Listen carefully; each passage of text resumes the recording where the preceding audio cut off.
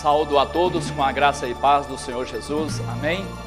Um abraço especial e muito carinhoso aos nossos alunos das centenas de cidades brasileiras e dos vários países daqui da América do Sul, da América Central, Canadá e dos Estados Unidos.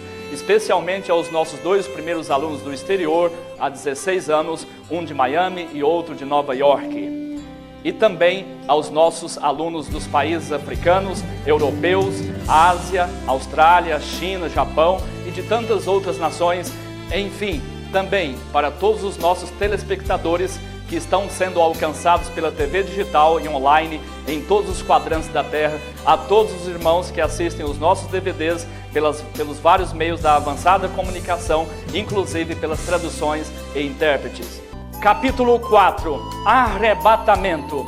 Eis que vos digo um mistério. 1 Coríntios 15, 51 e 52. Os mortos ressuscitarão e nós seremos transformados e todos juntos subiremos para encontrar-nos com o Senhor Jesus. Hoje, dia 30 de setembro de 2006, fazem exatamente 4 anos que minha mãe faleceu, e na placa do seu túmulo estão gravadas essas frases e versículos.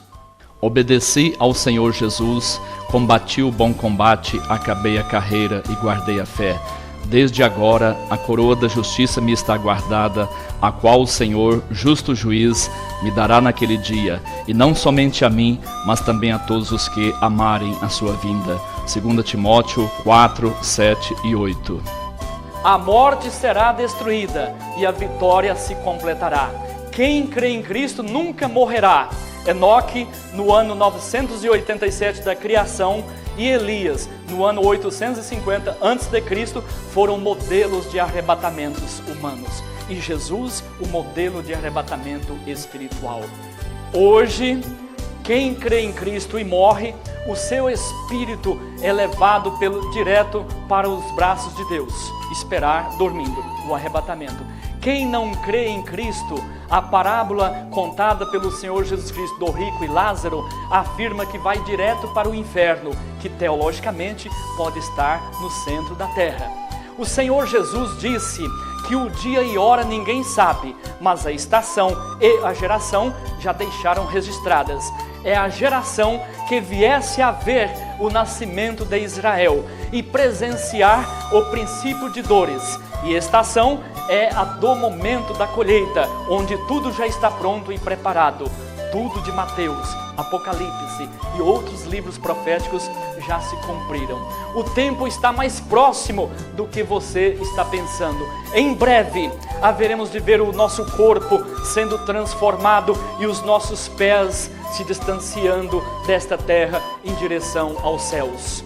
No passado, várias igrejas erraram a data do arrebatamento. Os romanos marcaram para o ano 1000, os adventistas para o ano 1833, e tantas outras religiões marcaram tantas outras datas e todas erraram, porque não é do plano de Deus que a igreja saiba o dia e a hora, porque lógico, a maioria do povo iria se preparar apenas naquele dia predeterminado do arrebatamento, e como poderia morrer antes, então ocorreria o risco de se perder e ser lançado no inferno e eternamente no lago de fogo.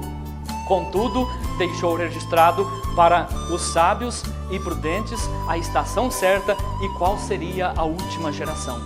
A figueira, que profeticamente representa Israel, já fez brotarem as folhas em 1948 e Cristo está às portas. A geração de vida que viu Israel nascer não há de falecer toda antes de tudo isso acontecer. É o que está escrito em Mateus 24 e 34. Sendo o principal disso o arrebatamento, e restam poucas vidas, já faleceram quase todas aquelas pessoas, e o ponteiro do relógio de Deus já aproxima-se da meia-noite. 7.000 anos era somente especulação.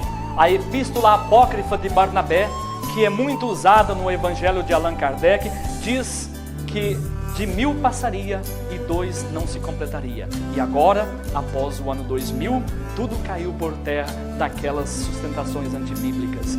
A astrologia afirmava que o mundo acabaria no ano 2000.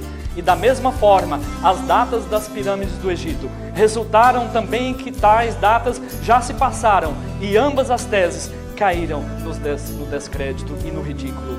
Como divino e inspirado, devemos crer tão somente na Bíblia e nunca em livros apócrifos como Cabalas, Nostradamus, Ocultismos, Protocolos de Sião, Código da Bíblia e tantos outros.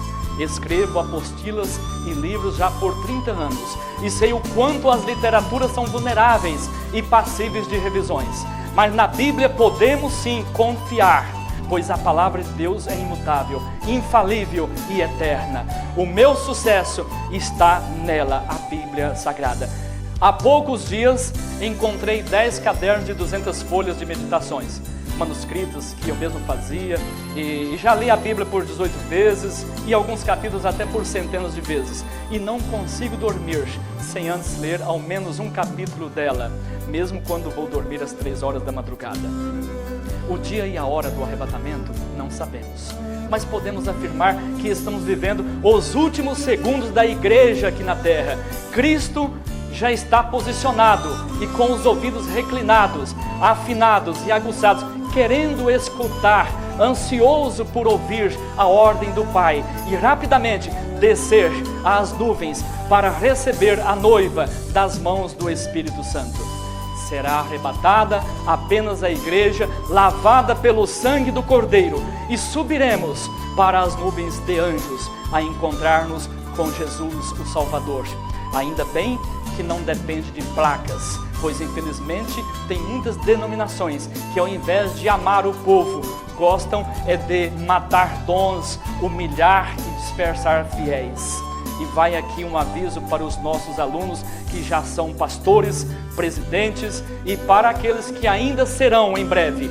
Eu sei de muitas igrejas que não estão crescendo, algumas já fecharam e outras o povo já está enjoado da voz e do estilo da única pessoa, da única panelinha que está ministrando. E também sei de muitos pastores que ficaram doentes, estressados, enfadados, esclerosados, porque queriam fazer o trabalho sozinho.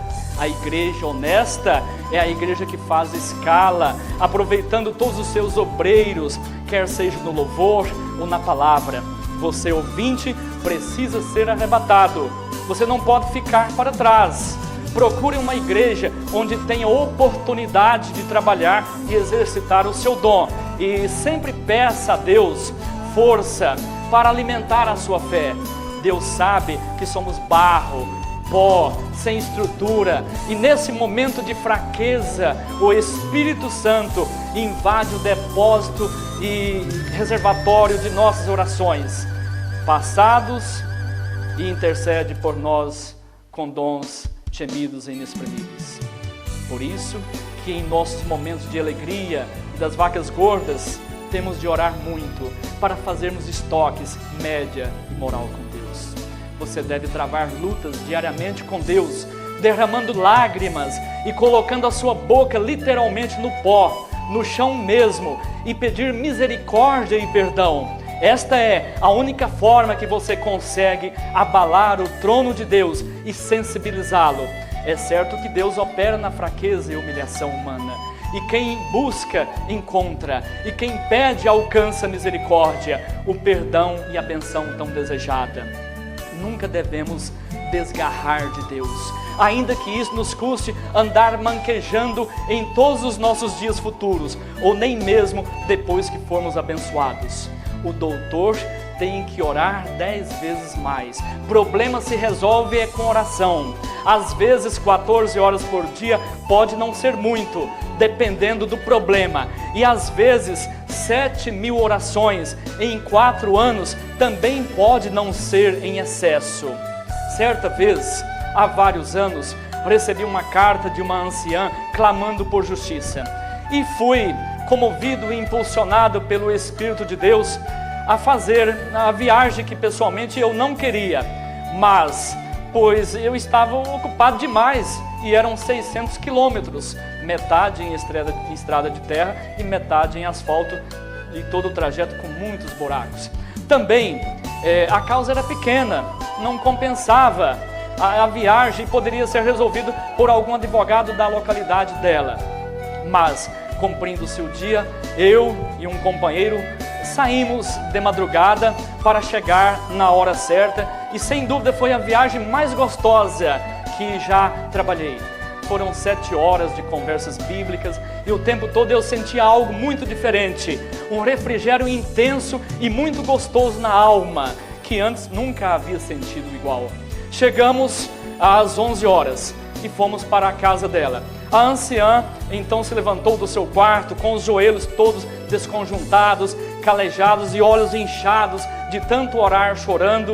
Nos recebeu e perguntou se tínhamos feito uma boa viagem.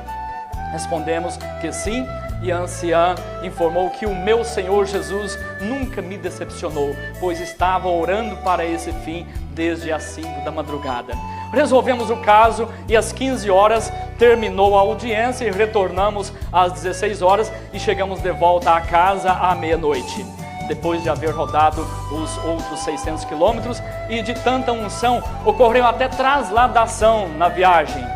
Daí a poucos minutos, uma neta da clienta ligou e passou a notícia para a anciã, e a mesma se levantou da oração e disse a mim que desde as 16 horas estava no mesmo quarto, de joelho intercedendo e agradecendo por tudo.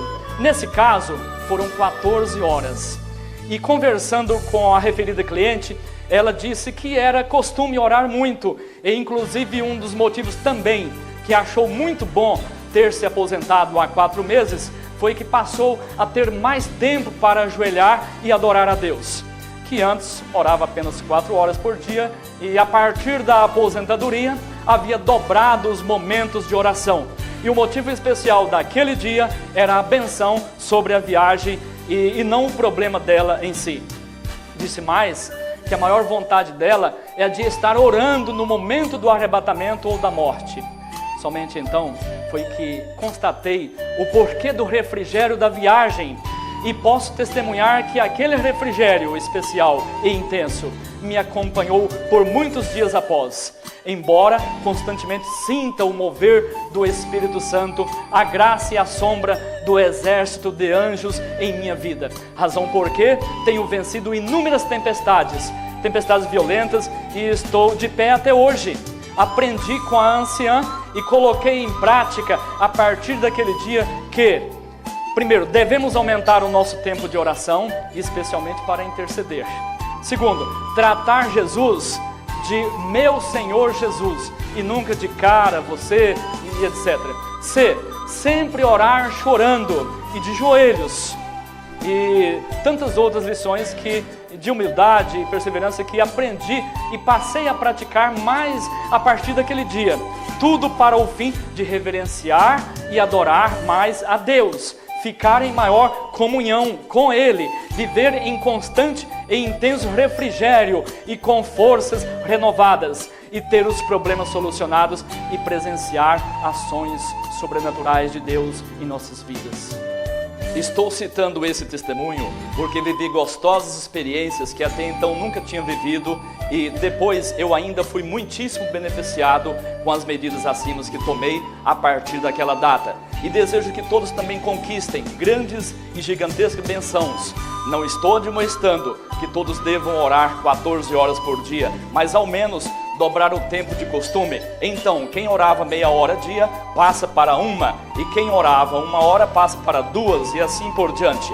Outro caso digno de ser testemunhado foi que, décadas passadas, eu estava com um problema muito grave, gravíssimo mesmo, e que havia tirado quase todas as minhas forças de viver e trabalhar. Só me restava chorar e escondido de todos, inclusive da própria família. E somente uma atuação de Deus poderia resolver aquele tão sério problema.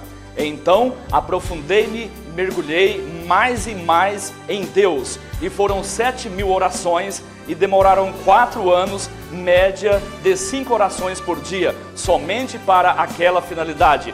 Eu não tinha outra solução a não ser Deus, e já estava emagrecendo e secando até os próprios ossos, pois o meu peso havia caído para 49 quilos. Ficava vários dias sem apetite e sem sono. Alimento não descia na garganta, e nas madrugadas pareciam eternas e intermináveis. Quanto mais os meses passavam, mais aumentava a gravidade do problema. Contudo, eu não deixava de invocar a Deus. E o meu propósito era que se aquele problema viesse me devorar, eu seria devorado, mas em comunhão com Deus. Pois nem mesmo a própria morte me separaria do amor de Cristo. Vivi dias na sombra da morte, tão tristes que chegava a faltar emoção, encanto e até lágrimas para derramar. Jejuava, participava de vigílias, fazia missões, meditava, orava e nada. Aprendi a frequentar as orações ao monte, e isto foi feito durante 4 anos e de 2 a 3 vezes por semana. E mensalmente eu ficava um dia em jejum de sólido e líquido, e em algumas ocasiões ao ano até 2 ou 3 dias direto de jejum de sólido e líquido. Até que, por recomendação médica, fui proibido de jejuar, visto estar prejudicando os rins, pois devido à falta d'água no organismo, apenas gotejava urina e com coloração ou rajos de sangue, além de gastrite e úlcera. Lia vários livros do pastor Abrão de Almeida e de Vimalgo e assistia às várias fitas do pastor Silas Malafaia e de outros santos homens de Deus, o que me ajudou muito, e afinal aprendi então a guerrear com Deus e a incomodá-lo no seu trono usando as armas da humilhação, derramamento de lágrimas e a face e a boca no chão, literalmente na terra mesmo. E por isso sei que com os meus livros, cursos e DVDs, hoje tenho certeza que posso e estou ajudando a muitos. Naqueles meus dias de vacas magras, até aprendi a fazer chantagem com Deus, assim: poderei eu no túmulo evangelizar os perdidos, louvar o teu nome e discipular os obreiros para a tua seara? Lá um dia, quando a esperança já estava quase acabando, misteriosamente fui atendido e o problema foi resolvido, e da forma mais fantástica possível. Até hoje não consigo entender como foi que Deus, de uma forma tão inédita, solucionou o caso. Realmente comprovei mais que o que é impossível aos olhos dos homens é super fácil para Deus. Milagre existe sim. Foi bom demais para mim. Fiquei muito feliz e a vida mudou completamente. Deus, com a sua mão poderosa, braço forte e infinita misericórdia e amor, me livrou daquele problema e daquela consequência. E, por consequência, também me livrou da depressão, do hospício, da morte, e depois de alguns anos voltei aos meus 79 quilos normal.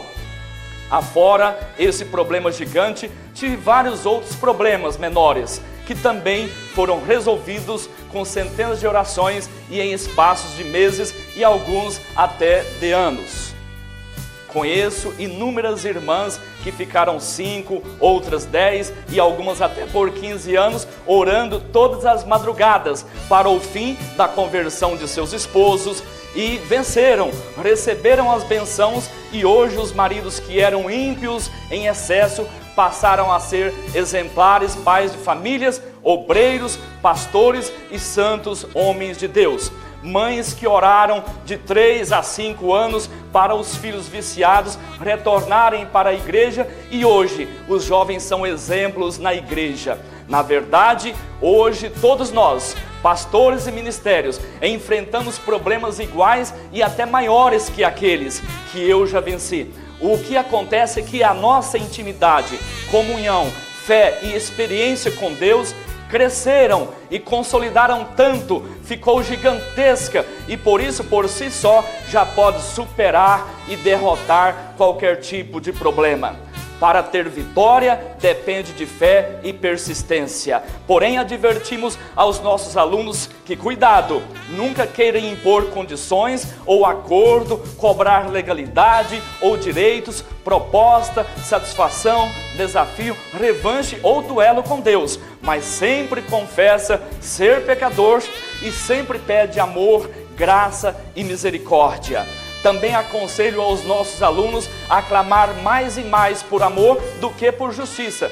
Deus nunca decepciona aquele que o busca, e tudo contribui para o bem daqueles que amam a Deus. A nossa fé sempre é provada e as maldições são transformadas em bênçãos. Você, sendo um obreiro de Deus, então a inveja e a perseguição que alguém tenta imputar contra você são repassadas para os ombros de Cristo, e Ele, que é o dono da obra, acerta as contas com o seu adversário. Perdoa a todos e não se preocupe em vingar de ninguém. Entrega tudo nas mãos de Deus, e aquele que tenta perturbar, atrapalhar e impedir o avanço da obra de Deus, Deus ama com muito amor, perdoa, exalta o humilde e coloca em posição de destaque, e afinal o leva para o céu. Mas também Deus bate doído e com muita força, derruba o exaltado ao pó e é capaz de lançar o espírito do rebelde no inferno após o juízo final e acorrentá-lo de corpo e espírito eternamente no lago de fogo. Há irmão com problemas tão graves que fica até com vergonha de contar para a família ou para o pastor e até esconde para chorar, porque sente vergonha da esposa, dos filhos ou da igreja. E às vezes nem sequer tem família ou pastor para lhe dar a mão amiga. Problemas que tiram o sono, que tira a fome. Mas irmão, Deus está te contemplando e quer te ajudar. Não desista, você ainda vai vencer tudo e todos. O choro pode durar uma noite, mas a alegria vem pela manhã. O melhor você já tem, que é a salvação, e então a graça de Deus te basta. Com certeza você vai sair do vale da sombra da morte, da cova dos leões de inimigos e da fornalha ardente de problemas. Sairá sim completamente ileso, se tão somente confiar em Deus. Insista, lute e obedeça, que você vai escapar desta também. Eu sou prova viva de que Deus ama e socorre na hora e momentos certos. A espera está na sua presença. Espera em Deus, confia e descansa nele. Antigamente ouvi do pastor Heraldo e da irmã Jusceli que estavam tão aflitos e Deus solucionou aquele caso, e hoje estão passando por outros problemas, me confessaram há poucos dias. Então, pastor Heraldo e irmã Jusceli, confia em Deus, espera neles, vocês vão vencer também de novo. Certa ocasião, um pastor do Rio de Janeiro me ligou perguntando como ficaria o arrebatamento dos jovens que estão no sexo pré-conjugal e dos adultos que estão amasiados ou praticando o sexo fora do casamento. Expliquei biblicamente, conforme Hebreus 13:4, primeiro, quanto à palavra ficar, que é uma sociedade moderna e depravada que arrumou para tentar abrandar o pecado. Afirmei ser um sinônimo de adultério e prostituição, então pecado, e tais pessoas serão julgadas, e quem deseja ser arrebatado não pode, em hipótese alguma, ficar no leito maculado e sujo. Certo que o jovem deve preocupar-se em estudar, trabalhar e casar, mas sempre, em paralelo, se envolver também com as atividades da igreja, e todas as semanas, namorar, casar-se, ter amigos mais chegados, somente com a pessoa da mesma fé, pois o Senhor Jesus, em 2 Coríntios 6:14-17, proíbe o julgo desigual. Na minha adolescência, afora os estudos, envolvia todo o meu tempo com a oração e ministração da palavra, na igreja e demais atividades religiosas. Ensinava a minha noiva a ministrar, casei-me com 24 anos e a noiva com 18. Eu era virgem, casei sem ter conhecido o sexo anteriormente, e ela também da mesma forma virgem. E foi uma lua de mel muito linda, tudo foi muito bonito. Este exemplo eu deixo para os meus filhos e para toda a juventude evangélica. Quando jovem, eu estudava muito Provérbios 7 e literalmente cheguei a correr quarteirões para desviar-me de prostitutas, e não fiz mais do que a minha obrigação como cristão. Não é mérito meu, e sim mérito de Deus, devido à sua abundante graça, que me acompanhou desde a juventude e do tempo de criança. Sempre fui muito tentado e provado, mas Deus nunca me desamparou. Em determinadas situações, eu até pensava que estava sendo em excesso, que estava passando da hora, mas existe tempo para tudo. O oleiro sabe o que faz, e por que faz, e quanto tempo deve fazer. Quando mais amassado e mais temperado no fogo, mais perfeito ficará. A tribulação quebranta e gera paciência e perseverança. Afinal, eu dava a volta por cima e vencia tudo, e as pedras de tropeço tornavam-se degraus para subir ao pódio.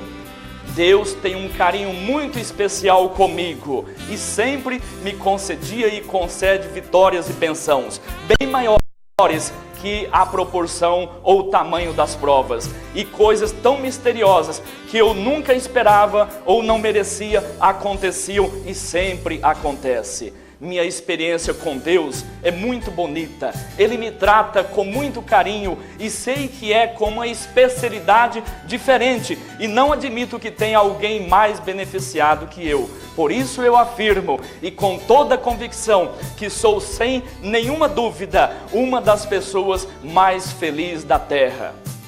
Cada um tem a sua intimidade com Deus, e eu não uso contar a minha para qualquer um, porque a pessoa que não tem um elevado grau de unção e espiritualidade jamais acreditaria, ou poderia até zombar, alegando que eu esteja cheio de mosto, aquele do Atos 2:13. Mas saiba que é fantástica e sei que sou tratado com diferenciação. Hoje sinto que Deus tem alegrado mais a mim do que a muitos de meus companheiros.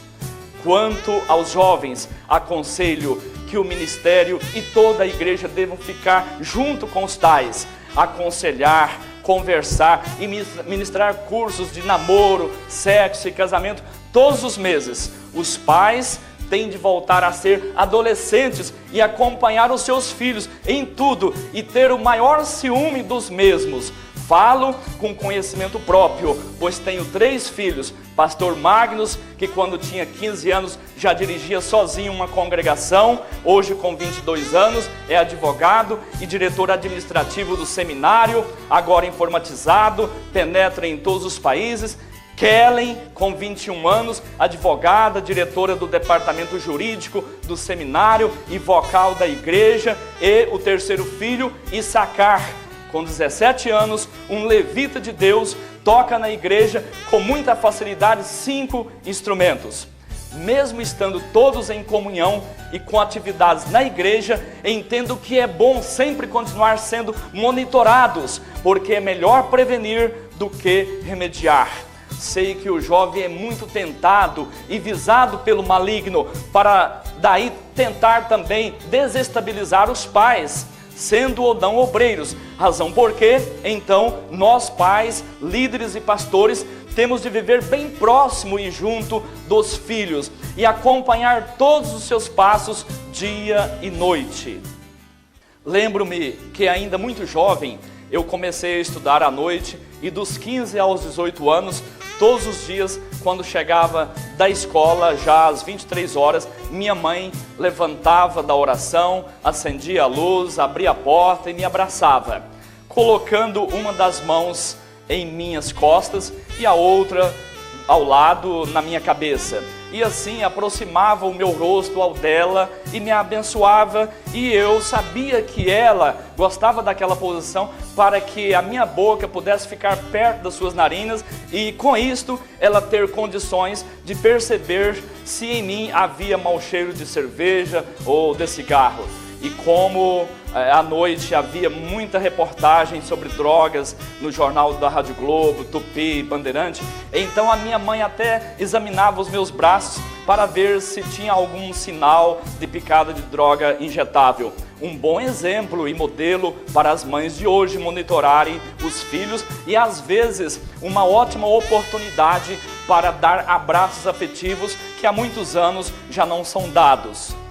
Além dos abraços, os pais também devem orar com os filhos e para os filhos, no mínimo 3 vezes ao dia. Eu sempre digo que minha mãe passou mais tempo de sua vida de joelho orando do que de pé. Os seus joelhos eram todos calejados ou cascudos mesmo, sempre intercedendo para os filhos, noras, genro, netos e a igreja. Ainda bem criança, ela e os meus irmãos Onésio e Vera me ensinaram a ler na Bíblia. E é muito importante que os pais ensinem os filhos desde criança o caminho em que devem andar. E se você não fizer hoje o seu verdadeiro papel de mãe ou de pai, se não acompanhar todos os passos do seu filho, o mundo com certeza vai adotá-lo. E o mundo é cruel, selvagem, rebelde, violento e agressivo, e poderá desviá-lo da igreja, ensiná-lo a usar drogas, prostituir-se e participar de todo o azar de violência.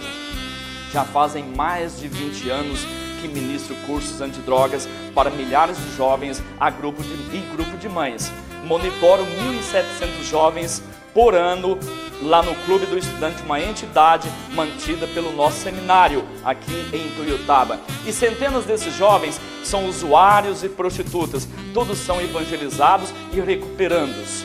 Então conheço esse lado marginalizado da sociedade bem de perto e já presenciei milhares de mães, e muitas até são cristãs, chorarem lágrimas amargas de arrependimento por não terem acompanhado e se importado com os seus filhos quando ainda mais jovens. Mãe, ouve o meu conselho, ensina a Bíblia para a sua criança de 3 a 11 anos e para o seu adolescente de 12 a 23 anos, enquanto há tempo. Assenta-se junto com ele nos bancos da escola dominical e dos demais cultos da igreja. Selecione as festas e demais lugares para ele frequentar e, se possível, o acompanhe. Não o deixe se envolver com a bebida e com o cigarro, pois estes são os primeiros passos para entrar e andar no caminho sem retorno do mundo das drogas.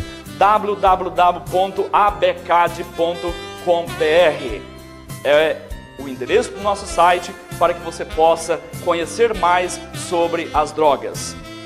Afinal, não deixe o seu filho com os maus amigos e nem namorar no julgo desigual, pois são os primeiros passos para ingressar na nova versão camuflada do adultério, que é o ficar. Estou repassando exemplos vivos de prática que deu certo comigo, com os meus filhos e com multidões de pais que também sempre têm fiscalizado os filhos desde pequenos, e com certeza dará certo com o seu querido filho também. Quem não ama os seus negou a fé.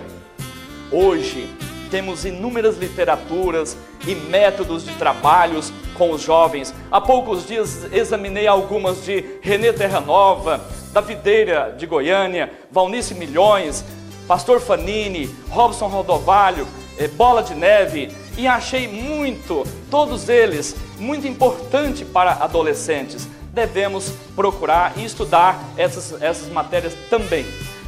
Vários obreiros que têm filhos entre 15 a 22 anos têm me telefonados, aflitos e desesperados, chorando lágrimas amargas, na maior angústia e até com depressão, devido à rebeldia e atitude que os filhos estão vivendo, devido os mesmos estarem andando no julgo desigual, sexo pré-conjugal e alguns até no álcool e nas drogas.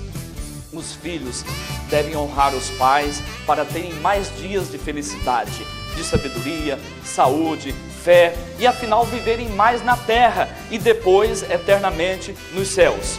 É promessa bíblica. Infelizmente a sociedade está corrompida. Os filmes, as novelas imorais e o mau uso da internet estão dominando e ensinando a cultura do pecado livre, da mãe solteira e da naturalidade do álcool e das drogas. Devemos fiscalizar diariamente a internet dos adolescentes. Tenho conhecimento de muitos jovens nesses últimos meses que estão se esfriando na fé e se desviando devido ao excesso de imoralidade da internet.